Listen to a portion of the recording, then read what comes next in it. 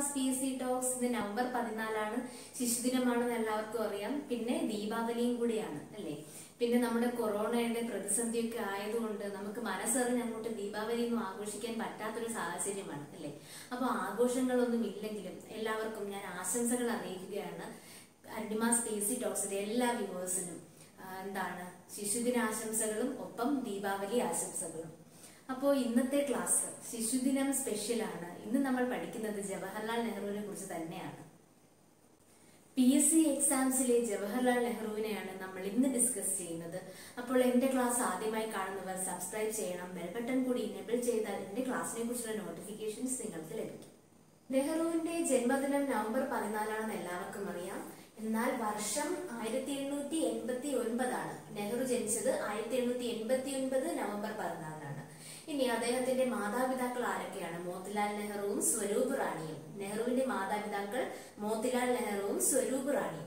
ഇനി സഹോദരങ്ങൾ വിജയലക്ഷ്മി പണ്ഡിറ്റും കൃഷ്ണ ഹതി സിംഗുമാണ് സഹോദരങ്ങൾ. അപ്പോൾ നമുക്ക് ഈ വിജയലക്ഷ്മി പണ്ഡിറ്റിനെ ഒന്ന് ഓർമ്മിക്കേണ്ടതായിട്ടുണ്ട്. ഇന്ത്യയിലെ ആദ്യത്തെ വനിതാ മന്ത്രിയാണ്. പിന്നെ UN അസംബ്ലിയിൽ പ്രസിഡന്റായ ആദ്യ വനിത.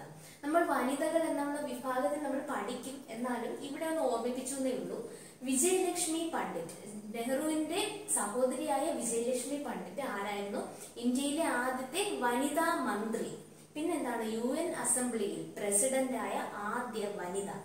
ഓക്കെ. ഇനി അദ്ദേഹത്തിന്റെ ഭാര്യയുടെ പേര് കമല കൗൾ. നെഹ്റുവിന്റെ ഭാര്യയുടെ പേര് കമല കൗൾ.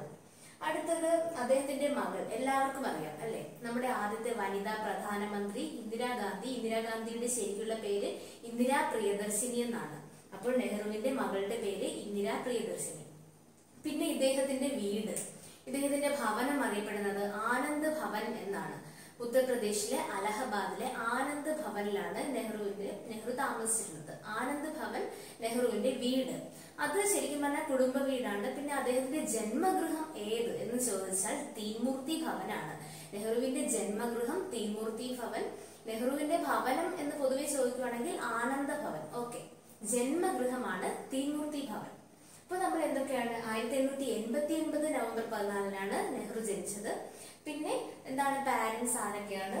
മോത്തിലാൽ നെഹ്റു, സ്വരൂപ് റാണി. അത് കഴിഞ്ഞ് സഹോദരങ്ങൾ വിജയലക്ഷ്മി പണ്ഡിറ്റ്, കൃഷ്ണ ഹതി സിംഗ്. വിജയലക്ഷ്മി പണ്ഡിറ്റ് ആരായിരുന്നു? ഇന്ത്യയിലെ ആദ്യത്തെ വനിതാ മന്ത്രി. പിന്നെന്താണ്? UN അസംബ്ലിയിൽ പ്രസിഡന്റായ ആദ്യത്തെ വനിത. അത് കഴിഞ്ഞ് എന്താണ്? അദ്ദേഹത്തിന്റെ ഭാര്യ കമല കൗൾ. പിന്നെ മകൾ ഇന്ദിരാ പ്രിയദർശിനി. പിന്നെ അദ്ദേഹത്തിന്റെ വീട് ആനന്ദ ഭവൻ, ജന്മഗൃഹം തീൻമൂർത്തി ഭവൻ. അടുത്തത് ഇദ്ദേഹം അറിയപ്പെടുന്നത് എന്തൊക്കെയാണെന്നാണ്? ആധുനിക ഇന്ത്യയുടെ ശില്പി. അടുത്തത് ഇന്ത്യൻ വിദേശ നയത്തിന്റെ ശില്പി. പിന്നെ ഇന്ത്യൻ ആമുഖത്തിന്റെ ശില്പി. അത് കഴിഞ്ഞ് ചാണക്യ എന്ന തൂലികാ നാമത്തിൽ അറിയപ്പെട്ടിരുന്ന വ്യക്തി. അപ്പോൾ ഇത്രയും കാര്യം ഒന്നുകൂടി നോക്കുക. ആധുനിക ഇന്ത്യയുടെ ശില്പി ആരാണ്? ജവഹർലാൽ നെഹ്റു ആണ്. Architect of modern India. ആ മോഡേൺ ഇന്ത്യ അല്ലെങ്കിൽ ആധുനിക ഇന്ത്യ അതൊന്ന് നോക്കുക. ആധുനിക ഇന്ത്യയുടെ ശില്പിയാണ് ജവഹർലാൽ നെഹ്റു. അത് കഴിഞ്ഞ് ഇന്ത്യൻ വിദേശ നയത്തിന്റെ ശില്പി. ഇന്ത്യൻ വിദേശ നയത്തിന്റെ ശില്പിയും നെഹ്റു ആണ്. പിന്നെന്താണ്? ഇന്ത്യൻ ആമുഖം അല്ലെ, പ്രിയാമ്പിൾ. നമ്മുടെ ഭരണഘടനയുടെ പ്രിയാമ്പിൾ എഴുതിയത് ഇദ്ദേഹമാണ്. ഇന്ത്യൻ ആമുഖത്തിന്റെ ശില്പി. We the people of India എന്ന് തുടങ്ങുന്ന പ്രിയാമ്പിൾ ഉണ്ടല്ലോ, അത് ഇദ്ദേഹമാണ് ഡെവലപ്പ് ചെയ്തത്. ഇന്ത്യൻ ആമുഖത്തിന്റെ ശില്പി നെഹ്റു ആണ്. പിന്നെ ചാണക്യ എന്ന തൂലികാ നാമത്തിൽ അറിയപ്പെട്ടിരുന്ന വ്യക്തി. പ്രീവിയസ് ക്വസ്റ്റ്യൻ ആണ്. ചാണക്യ എന്ന തൂലികാ നാമത്തിൽ അറിയപ്പെട്ടിരുന്ന വ്യക്തി നെഹ്റു ആണ്. അപ്പോൾ ഈ 4 കാര്യങ്ങൾ നോക്കുക. അടുത്തത് ഇദ്ദേഹത്തിന്റെ പ്രസിദ്ധമായ പത്രം നാഷണൽ ഹെറാൾഡ്. നെഹ്റുവിന്റെ പ്രസിദ്ധമായ പത്രം നാഷണൽ ഹെറാൾഡ് ആണ്. ഇനി ഇദ്ദേഹത്തിന്റെ പ്രധാനപ്പെട്ട കൃതികൾ. 1. Letters from a father to his daughter. ഒരച്ഛൻ മകൾക്ക് അയച്ച കത്തുകൾ. ഇദ്ദേഹത്തിന്റെ വളരെ പ്രസിദ്ധമായ ഒരു കൃതിയാണ്. മകളായ ഇന്ദിരാഗാന്ധിക്ക് ജയിലിലായിരുന്ന സമയത്ത് ഇദ്ദേഹം കത്തുകൾ എഴുതുമായിരുന്നു. അപ്പോൾ അതാണ് ഒരച്ഛൻ മകൾക്ക് അയച്ച കത്തുകൾ. അപ്പോൾ അത് മലയാളത്തിലേക്ക് തർജ്ജമ ചെയ്തിട്ടുണ്ട്. തർജ്ജമ ചെയ്ത വ്യക്തി അമ്പാടി ഇക്കാവമ്മ. അമ്പാടി ഇക്കാവമ്മയാണ് ഈ letters from a father to his daughter എന്ന കൃതി, നെഹ്റുവിന്റെ കൃതി മലയാളത്തിലേക്ക് തർജ്ജമ ചെയ്തത്. Letters from a father to his daughter അല്ലെങ്കിൽ ഒരച്ഛൻ മകൾക്ക് അയച്ച കത്തുകൾ, അത് മലയാളത്തിലേക്ക് തർജ്ജമ ചെയ്തത് ആരാണ്? അമ്പാടി ഇക്കാവമ്മ. അടുത്തത് ദ ഡിസ്കവറി ഓഫ് ഇന്ത്യ അല്ലെങ്കിൽ ഇന്ത്യയെ കണ്ടെത്തൽ. അഹമ്മദ് നഗർ കോട്ടയിലെ സഹതടവുകാർക്ക് വേണ്ടി എഴുതിയ കൃതിയാണ് എന്താണ് ഡിസ്കവറി ഓഫ് ഇന്ത്യ അല്ലെങ്കിൽ ഇന്ത്യയെ കണ്ടെത്തൽ. ആ കൃതിയുടെ പ്രത്യേകത എന്താണ്? അദ്ദേഹം ജയിൽവാസം അനുഭവിച്ച മനുഷ്യനാണ് അല്ലെ. അപ്പോ എന്താണ് ഇന്ത്യയെ കണ്ടെത്തൽ എന്ന കൃതി എന്തുമായി ബന്ധപ്പെട്ടതാണ്? അഹമ്മദ് നഗർ കോട്ടയിലെ സഹതടവുകാർക്ക് വേണ്ടി എഴുതിയ കൃതിയാണ് ദ ഡിസ്കവറി ഓഫ് ഇന്ത്യ അല്ലെങ്കിൽ ഇന്ത്യയെ കണ്ടെത്തൽ. അടുത്തത് ഗ്ലിംസസ് ഓഫ് വേൾഡ് ഹിസ്റ്ററി എന്ന് വെച്ചാൽ എന്താണ്? വിശ്വചരിത്ര അവലോകനം. അതും ഇദ്ദേഹമാണ് എഴുതിയത്. വിശ്വചരിത്ര അവലോകനം അല്ലെങ്കിൽ ഗ്ലിംസസ് ഓഫ് വേൾഡ് ഹിസ്റ്ററി അത് ആരാണ്? നെഹ്റുവിന്റെ കൃതിയാണ്. പിന്നെ സോവിയറ്റ് റഷ്യ. ഈ 4 കൃതികളും ഓർത്ത് വെക്കുക. ഏതൊക്കെയാണ്? Letters from my father to his daughter, പിന്നെന്താണ്? ദ ഡിസ്കവറി ഓഫ് ഇന്ത്യ, ഇന്ത്യയെ കണ്ടെത്തൽ, പിന്നെ ഗ്ലിംസസ് ഓഫ് വേൾഡ് ഹിസ്റ്ററി അല്ലെങ്കിൽ വിശ്വചരിത്ര അവലോകനം, പിന്നെ സോവിയറ്റ് റഷ്യ. ഇത്രയുമാണ് കൃതികൾ. പിന്നെ ഇദ്ദേഹത്തിന്റെ എന്താണ് വിശേഷണങ്ങൾ? ഇന്ത്യയുടെ ആധുനിക ഇന്ത്യയുടെ ശില്പി, ഇന്ത്യൻ വിദേശ നയത്തിന്റെ ശില്പി, ഇന്ത്യൻ ആമുഖത്തിന്റെ ശില്പി, ചാണക്യ എന്ന തൂലികാ നാമത്തിൽ അറിയപ്പെടുന്ന വ്യക്തി. പിന്നെ ഒരു കാര്യം കൂടി ശ്രദ്ധിക്കുക. Letters from my father to his daughter അല്ലെങ്കിൽ അച്ഛൻ മകൾക്ക് അയച്ച കത്തുകൾ. ഇത് ആരാണ് തർജ്ജമ ചെയ്തത്? മലയാളത്തിലേക്ക് തർജ്ജമ ചെയ്തത് അമ്പാടി ഇക്കാവമ്മ. നെഹ്റുവുമായി ബന്ധപ്പെട്ട ഫാക്ട്സ് എല്ലാം ഞാൻ വർഷത്തിന്റെ ഒരു ഓർഡറിൽ ഇങ്ങനെ എഴുതിയിരിക്കുവാണ്. നിങ്ങൾക്ക് സ്ക്രീൻഷോട്ട് എടുക്കുകയോ എഴുതിയെടുക്കുകയോ ചെയ്യാം. അപ്പോൾ ഇങ്ങോട്ട് നോക്കിക്കേ. 1912 മുതൽ തുടങ്ങും. 1912 ബന്ദിപ്പൂർ സമ്മേളനത്തിലാണ് നെഹ്റു ആദ്യമായി പങ്കെടുക്കുന്നത്. നെഹ്റു പങ്കെടുത്ത ആദ്യത്തെ INC സമ്മേളനമാണ് ബന്ദിപ്പൂർ സമ്മേളനം 1912. അടുത്തത് ഗാന്ധിജിയെ കണ്ടുമുട്ടിയത് 1916 ലക്നൌ സമ്മേളനത്തിൽ. ലക്നൌവിലെ INC സമ്മേളനത്തിലാണ് ഗാന്ധിജിയെ കണ്ടുമുട്ടുന്നത്. വർഷം 1916. അടുത്തത് ഏതാണ്? 1929. എന്താണ് പ്രത്യേകത? പൂർണ്ണ സ്വരാജ് പ്രമേയം ലാഹോർ INC സമ്മേളനത്തിലാണ് പാസാക്കിയത്. അപ്പോ ആ INC സമ്മേളനത്തിൽ അധ്യക്ഷൻ നെഹ്റു ആയിരുന്നു. 1929 പൂർണ്ണ സ്വരാജ് പ്രമേയം ലാഹോർ INC സമ്മേളനത്തിൽ പാസാക്കി. ആ ലാഹോർ INC സമ്മേളനത്തിന്റെ അധ്യക്ഷൻ നെഹ്റു ആയിരുന്നു. അടുത്തത് 1947 ഓഗസ്റ്റ് 14. അതെല്ലാവർക്കും അറിയാം അല്ലെ. അർദ്ധരാത്രിയിലാണ് നമുക്ക് സ്വാതന്ത്ര്യം കിട്ടിയെന്നൊക്കെ നമുക്കറിയാം. 1947 ഓഗസ്റ്റ് 14 അർദ്ധരാത്രിയിൽ ഇന്ത്യൻ സ്വാതന്ത്ര്യത്തെ സംബന്ധിച്ച് ചെങ്കോട്ടയിൽ ഇദ്ദേഹം ഒരു പ്രസംഗം നടത്തിയിരുന്നു. ആ പ്രസംഗത്തിന്റെ പേരാണ് tryst with destiny. TRYST, tryst with destiny. 1947 August 14 ചെങ്കോട്ടയിൽ ഇദ്ദേഹം ഇന്ത്യൻ സ്വാതന്ത്ര്യത്തെ സംബന്ധിച്ചുള്ള പ്രസംഗം നടത്തിയിരുന്നു. ആ പ്രസംഗത്തിന്റെ പേരാണ് ട്രിസ്റ്റ് വിത്ത് ഡെസ്റ്റിനി. ഓക്കെ. അടുത്തത് 1947 ഓഗസ്റ്റ് 15 ഇദ്ദേഹം ആദ്യത്തെ പ്രധാനമന്ത്രിയായി അധികാരമേറ്റു. പിന്നെന്താണ്?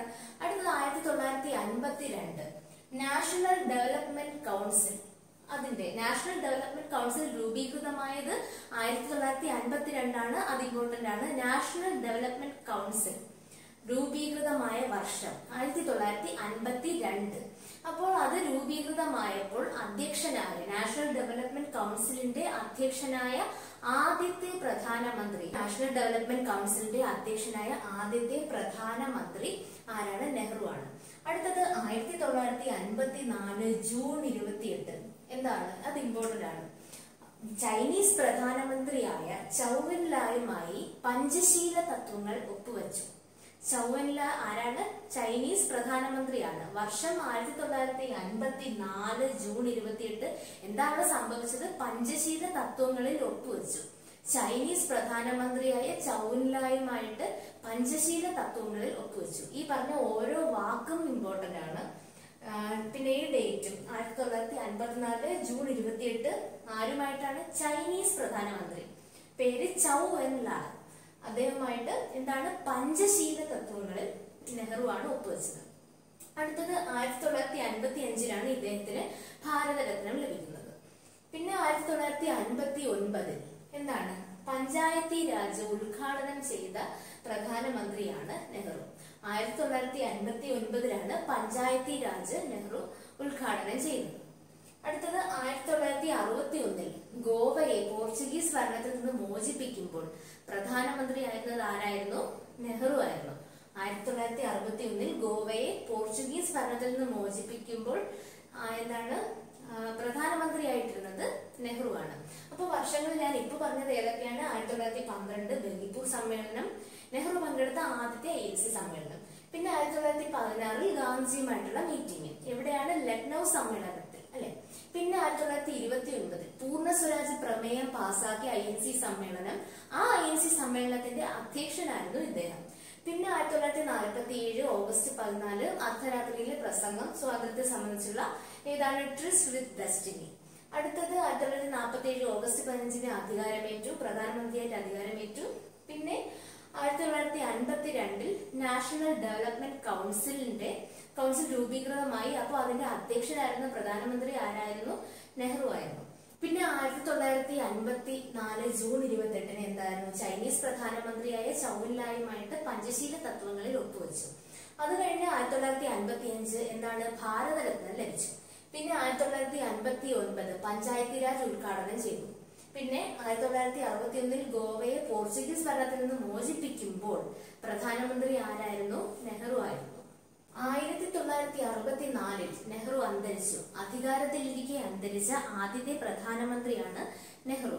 ഇനി ഇദ്ദേഹത്തിന്റെ അന്ത്യവിശ്രമ സ്ഥലം എവിടെയാണ്? ശാന്തിവൻ. അന്ത്യവിശ്രമ സ്ഥലം ശാന്തിവൻ.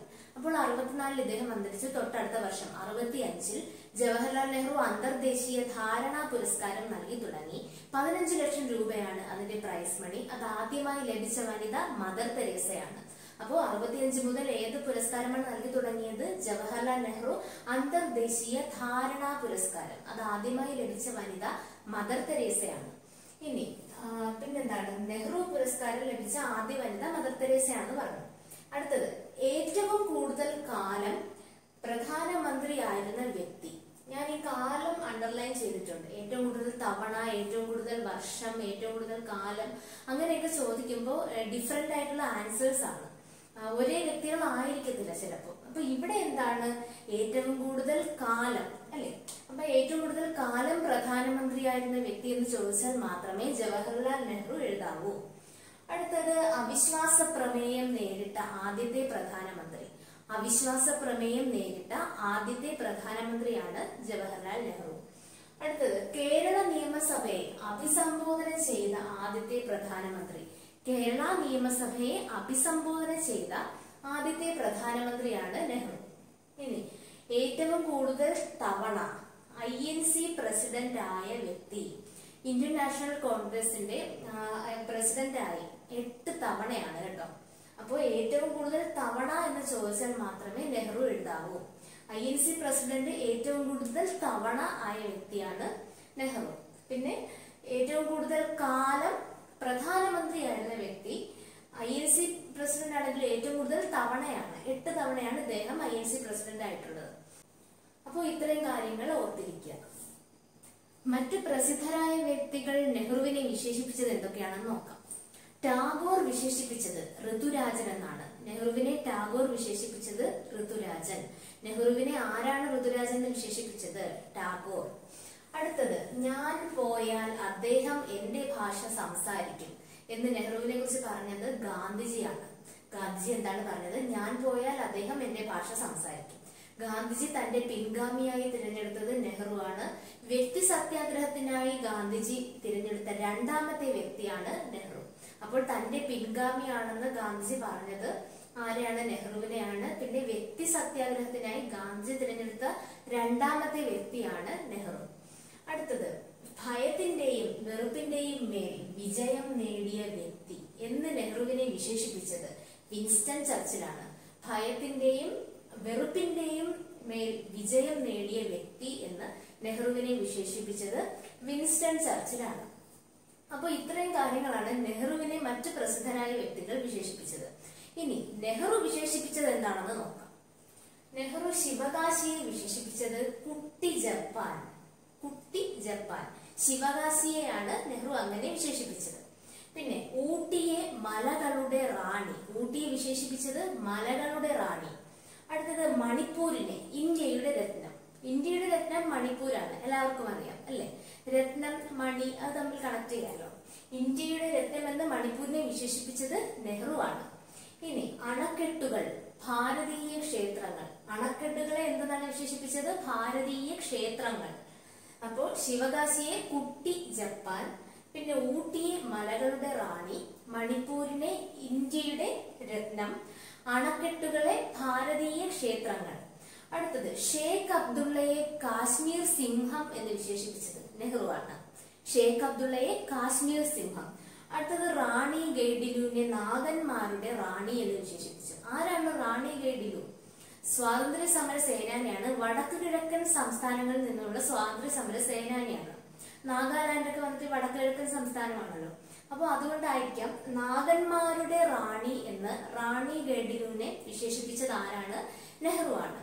പിന്നെ ഝാൻസി റാണി. ഝാൻസി റാണി വിശേഷിപ്പിച്ചത് ഒരു ഇരുണ്ട പശ്ചാത്തലത്തിൽ, നിങ്ങൾക്ക് വായിക്കാൻ പറ്റുമെന്ന് എനിക്ക് അറിയത്തില്ല, ഒരു ഇരുണ്ട പശ്ചാത്തലത്തിലെ പ്രകാശ ബിന്ദു. ഒരു ഇരുണ്ട പശ്ചാത്തലത്തിലെ പ്രകാശ ബിന്ദു എന്നാണ് ഝാൻസി റാണിയെ നെഹ്റു വിശേഷിപ്പിച്ചത്. നെഹ്റു വിശേഷിപ്പിച്ച കാര്യങ്ങളാണ് ഇപ്പൊ പറഞ്ഞത്. ആദ്യം പറഞ്ഞത് നെഹ്റുവിനെ മറ്റു പ്രസിദ്ധരായ വ്യക്തികൾ വിശേഷിപ്പിച്ചത്. അപ്പോ ശിവകാശിയെ കുട്ടി ജപ്പാൻ, ഊട്ടിയെ മലകളുടെ റാണി, മണിപ്പൂരിനെ ഇന്ത്യയുടെ രത്നം, അണക്കെട്ടുകൾ ഭാരതീയ ക്ഷേത്രങ്ങൾ, ഷേഖ് അബ്ദുള്ളയെ കാശ്മീർ സിംഹം, റാണി ഗൈഡിലു നാഗന്മാരുടെ റാണി, ഝാൻസി റാണിയെ ഒരു ഇരുണ്ട പശ്ചാത്തലത്തിലെ പ്രകാശ ബിന്ദു. പിന്നെ ഋതുരാജൻ എന്ന് അദ്ദേഹത്തെ വിളിച്ചത് ടാഗോറാണ്. ഗാന്ധിജി ഇദ്ദേഹത്തെ കുറിച്ച് പറഞ്ഞത് എന്താണ്? ഞാൻ പോയാൽ എന്റെ ഭാഷ ഇദ്ദേഹമാണ് സംസാരിക്കുന്നത്, എന്റെ ഭാഷ സംസാരിക്കും. പിന്നെ ഗാന്ധിജി എന്താണ് അദ്ദേഹത്തിന്റെ പിൻഗാമിയായിട്ടാണ് പറഞ്ഞത്. പിന്നെന്താണ് വ്യക്തി സത്യാഗ്രഹത്തിന് തിരഞ്ഞെടുത്ത രണ്ടാമത്തെ വ്യക്തി, ഗാന്ധിജി തിരഞ്ഞെടുത്ത രണ്ടാമത്തെ വ്യക്തിയാണ് നെഹ്റു. പിന്നെ എന്താണ് ഭയത്തിന്റെയും വെറുപ്പിന്റെയും മേൽ വിജയം നേടിയ വ്യക്തി എന്ന് വിൻസ്റ്റൺ ചർച്ചിലാണ് നെഹ്റുവിനെ വിശേഷിപ്പിച്ചത്. ഓക്കെ, നെഹ്റുവിന്റെ കുറച്ച് വാക്കുകൾ നമുക്ക് നോക്കാം.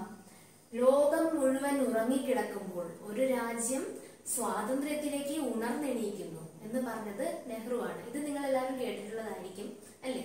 ലോകം മുഴുവൻ ഉറങ്ങിക്കിടക്കുമ്പോൾ ഒരു രാജ്യം സ്വാതന്ത്ര്യത്തിലേക്ക് ഉണർന്നെണീക്കുന്നു. അടുത്തത് ഉപ്പ് പെട്ടെന്ന് നിഗൂഢമായ ഒരു വാക്കായി മാറി. ഉപ്പ് സത്യാഗ്രഹത്തെ കുറിച്ച് നെഹ്റു പറഞ്ഞതാണ്. ഉപ്പ് എന്താണ്? പെട്ടെന്ന് നിഗൂഢമായ ഒരു വാക്കായി മാറി. അങ്ങനെയാണ് ഉപ്പ് സത്യാഗ്രഹത്തിനെ കുറിച്ച് നെഹ്റു പറഞ്ഞത്. അടുത്തത് വെളിച്ചം പോയി എവിടെയും ഇരുട്ട്. ഗാന്ധിജി അന്തരിച്ചപ്പോൾ നെഹ്റു പറഞ്ഞതാണ്. വെളിച്ചം പോയി എവിടെയും ഇരുട്ട്. അടുത്തത് ഭഗത് സിംഗിന്റെ മൃതദേഹം ഇന്ത്യക്കും ഇംഗ്ലണ്ടിനുമിടയിൽ തൂങ്ങി നിൽക്കും എന്ന് പറഞ്ഞത് നെഹ്റു ആണ്. ഭഗത് സിംഗിനെ തൂക്കിക്കൊള്ളുകയാണ് ചെയ്തത്, അതെല്ലാവർക്കും അറിയാലോ.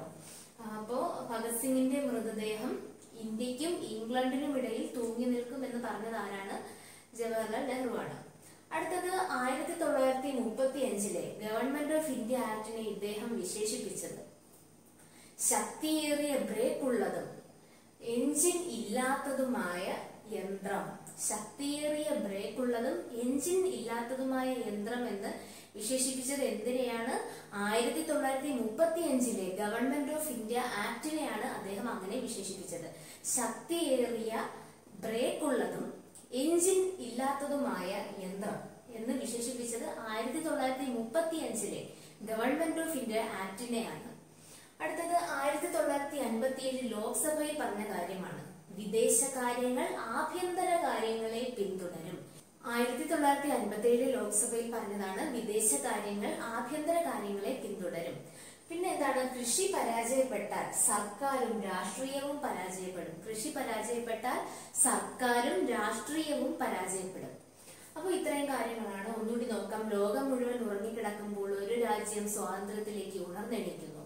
അടുത്തത് ഉപ്പ് പെട്ടെന്ന് നിഗൂഢമായ ഒരു വാക്കായി മാറി. ഉപ്പ് സത്യാഗ്രഹത്തെ കുറിച്ചാണ് അങ്ങനെ പറഞ്ഞത്. പിന്നെ വെളിച്ചം പോയി എവിടെയും ഇരുട്ട്, ഗാന്ധിജി അന്തരിച്ചപ്പോ. അടുത്തത് ഭഗത് സിംഗിന്റെ മൃതദേഹം ഇന്ത്യക്കും ഇംഗ്ലണ്ടിനും ഇടയിൽ തൂങ്ങി നിൽക്കും, എക്കാലവും തൂങ്ങി നിൽക്കും. പിന്നെ 1935 ഗവൺമെന്റ് ഓഫ് ഇന്ത്യ ആക്ടിനെ വിശേഷിപ്പിച്ചത് ശക്തിയേറിയ ബ്രേക്കും എഞ്ചിൻ ഇല്ലാത്തതുമായ യന്ത്രം. അത് കഴിഞ്ഞ് 1957 ലോക്സഭയിൽ എന്താണ് പറഞ്ഞത്? വിദേശകാര്യങ്ങൾ ആഭ്യന്തര കാര്യങ്ങളെ പിന്തുടരും.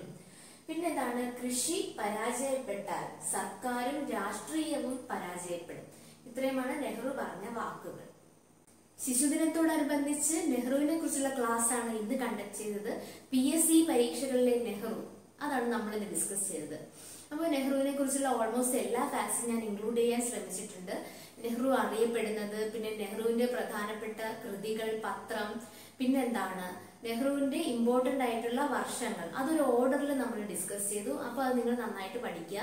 പിന്നെന്താണ് നെഹ്റുവിനെ മറ്റു പേഴ്സണാലിറ്റീസ് നെഹ്റുവിനെ വിശേഷിപ്പിച്ചത്, പിന്നെ നെഹ്റു വിശേഷിപ്പിച്ച കുറച്ച് കാര്യങ്ങൾ, പിന്നെ നെഹ്റുവിന്റെ വാക്കുകൾ, ഇതൊക്കെ നമ്മൾ നോക്കി അല്ലെ.